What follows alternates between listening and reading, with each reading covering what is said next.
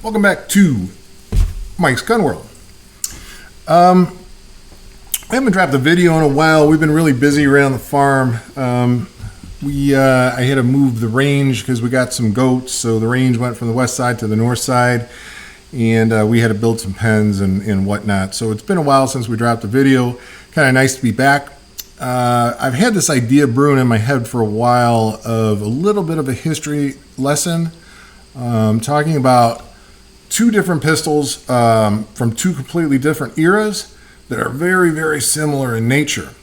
Hey, look, before we get started, if you're liking the content, you're liking what you're seeing, you're finding any of it helpful or useful, please hit like, subscribe, leave comments down below. We are a brand new channel, and any of your support is very, very, very much appreciated. So what we're going to do here is I want to do a two-part series. The first part just being, talking about the two pistols that I want to talk about. And then in part two, I want to get them out onto the new range I'm kind of excited about, and let's fire them. Okay, so the two guns that I want to compare are the Walther P38 and the Beretta FS92. So there's a lot of things to compare component-wise. Beretta took a lot of components from the Walther P38, and then how they became part of the military of the German army in World War II, and then American military forces starting in about the mid 1980s. So the Germans, starting in the late 20s, early 30s, they were looking for a replacement for the Luger P08, which was really kind of complicated to manufacture and very expensive to manufacture. And they landed on, in 1938, they landed on the Walther designated P38. By 1940, it was in full production, and by the end of the war, in all branches of service in the German army, about 3 million of these were produced. Now, with the conclusion of hostilities, manufacturing of all firearms in Germany stopped. But in 1955, Walther did get the contract to start building the P38 again, manufacturing the P38 again, and they were building it for West German military and then West German police. And it really stayed in service and in production well into the 90s. I think it was about 1994 when they actually took it out of service. The Beretta started its life, started development in about the mid-70s, and with the first version being the Beretta 92. It had several other designations, the 92S, the 92F, SB, the 92F, and then finally the 92FS. By the 1980s, the American military was actually looking for a replacement for the M1911A1 because it was getting old, it was wearing out, stockpiles were getting smaller, production was stopping for the military, and they were looking for something different. So Sig Sauer and Beretta were given an opportunity to present their two pistols to American military. Sig Sauer had the P226, and then Beretta had the 92FS, and Beretta 92 having won out.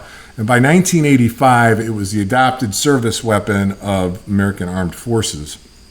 And it stayed that way all the way until somewhere around 2012, where, believe it or not, it was then replaced by Sig Sauer, the P320, which was redesignated by the military as the American Armed Forces as the M17.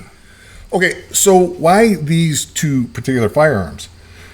Well, they have a lot in common. First and foremost, they're extremely smooth firing guns. A lot of the components are the same. In the P38 and the 92FS, they both function in double and single action. They both have thumb safeties, which are actually decockers as the safety goes on.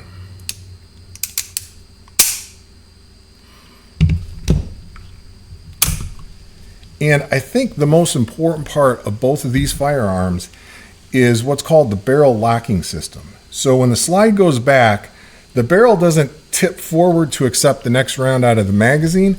It just slides back because the magazine sits slightly higher up into the firearm, and the cartridge does not have to the cartridge is actually just pushed straight forward into the barrel. Let me break them down and show you what I'm talking about. Okay, so tear down of both firearms is extremely easy. In the Beretta, there's a little button on the right side of the gun. Push that up, and the slide lock rotates down. The slide comes off. Then once you get the barrel out, you can see what I'm talking about in terms of the barrel locking system. You can actually put this barrel right onto the Beretta and lock it back into place, and you can see how the barrel moves back and forth, and it moves straight back and forth. It doesn't cantilever up to accept the next round. So I've got some snap caps here. If we toss a magazine into the Beretta, you can see how high up into battery the next cartridge actually sits and is ready to just go right up the ramp and into the barrel. So the barrel comes back to accept the next cartridge. It doesn't have to cantilever because the magazine is so high up. Now the same thing is true for the P38. It also breaks down very similarly, just as easy. The difference here is the recoil springs. It's got a dual recoil spring where there's only single in the Beretta, and they sit on the sides of the frame toward the back of the firearm. But we have the same locking system right here, barrel locking system in the Walther, and we can also lock it into place. Oops. Fit it onto the frame, lock it into place. And you can see how this barrel moves back and forth just like the Beretta. So the actual systems are very, very much the same. And let's take a dummy round into the P38, slap a magazine in, and again you can see that the magazine is really sitting pretty high up.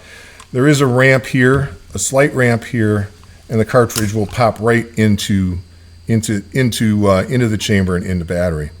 So those are some great features, and I think it's one of the features, in my opinion, that make them run so smooth. As you're firing, the barrel isn't coming up and giving you more of a kick. It's staying a little bit more steady in your hands and just feels a little bit smoother. I happen to love both these guns. If you have a chance to fire them, I would say go out and give them a try. Okay, so there's one more thing I wanted to talk about in regards to the Walther.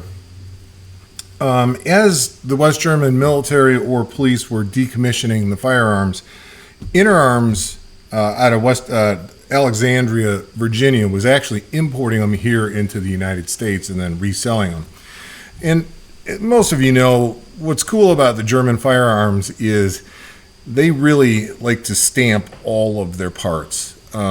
So if you're a collector of German firearms, World War I, World War II, post-war, you know the value of a German gun when it's all matching numbers. So when Interarms was importing them, they were importing them as full matching numbers. So the example that I have right here is all matching numbers, and including the magazine is got the same serial number as a gun. The other cool thing on the box, Walther P38, it's got the symbol for the West German military and police, but on the box they put the serial number. So my box has the same serial number as the pistol, as the magazine, and then for good measure they gave you the original holster, which a lot of these were stamped with serial numbers. This one is not. There are no markings on it whatsoever, but it is an authentic P38 holster. Kind of cool. It was kind of a cool find. I'm excited. It's all matching numbers, which does increase the value just a little bit. I think it's time to get out on the range. Let's go.